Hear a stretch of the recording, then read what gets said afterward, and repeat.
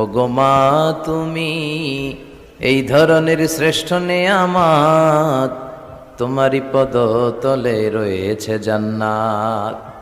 বিশ্বনবী সাল্লাল্লাহু আলাইহি ওয়াসাল্লাম সব সময় নারীদেরকে খুব বেশি সম্মান করতেন, কারণ নারীরা হচ্ছে মায়ের জাত, সম্মানিতা। আর বিশ্বনবী বলেছেন, আল জান্নাতু তাহতা আকদামি উম্মাহাতিকুম, তোমাদের মায়ের পদতলেই তোমাদের জান্নাত। কোনো পুরুষের পায়ের নিচে জান্নাত, পিতার পায়ের নিচে জান্নাত, এই মর্মে কোনো হাদিস খুঁজে পাওয়া যায় না।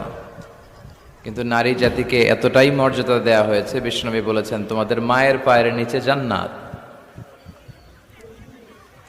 এই পৃথিবীটাকে যদি 1000 বারও বিক্রি করা হয়, তাহলে জান্নাতের একটা চেয়ারের দাম হবে না। এই পৃথিবীকে কয়েক লক্ষ বার বিক্রি করে দিলেও জান্নাতের একটা টেবিলের দাম হবে না। আর যে জান্নাত মায়ের পায়ের নিচে পড়ে আছে, তাহলে ওই পা দুইটার দাম কত? ওই পায়ের দাম টাকা দিয়ে কিনা যাবে না, তাই না? ওগো মা তুমি এই ধরনের শ্রেষ্ঠ নেয়ামত, তোমারই পদতলে রয়েছে জান্নাত।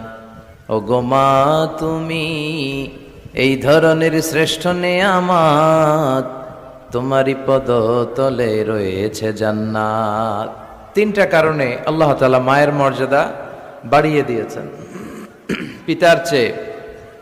3টা কারণে মায়ের মর্যাদা বেশি। নাম্বার 1 হচ্ছে হামালাতহু উম্মুহু, বাবা সন্তানকে পেটে ধরেনি, পেটে ধরেছে কে? মা। ওয়াহানান আলা ওয়াহান, ব্যথার পরে ব্যথা, যন্ত্রণা, জ্বালা, কষ্ট। পেটের এই কষ্টটা, সন্তান ধারণের প্রসবের কষ্টটা বাবা সহ্য করেনি, করেছে কে? মা। ওয়াফিসালুহু ফি আমাইন, 2 বছর বাবা দুধ খাওয়ায়নি, দুধ খাওয়ালো কে? মা। এজন্য মায়ের মর্যাদা বেশি। এজন্য সব সময় বিষ্ণু ঈসা ইসলাম নারী জাতিকে সম্মান দিতেন। বিশ্বনবী নিজের মাকে বেশি দিন পাননি।